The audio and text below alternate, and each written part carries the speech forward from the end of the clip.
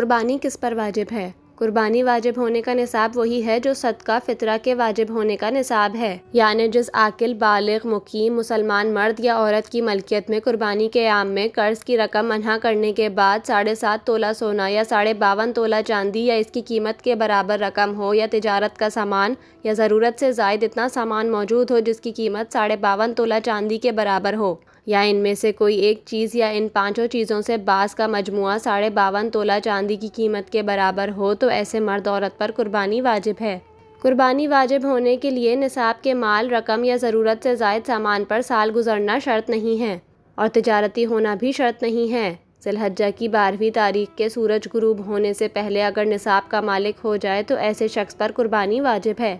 ضرورت اصلیہ سے مراد وہ ضرورت ہے جو جان اور آبرو سے متعلق ہو، یعنی اس کے پورا نہ ہونے سے جان یا عزت و آبرو جانے کا خدشہ ہو، مثلاً کھانا پینا، پہننے کے کپڑے، رہنے کا مکان۔ اہل سنت و حرفت کے لیے ان کے پیشے کے اوزار ضرورت اصیلہ میں داخل ہیں،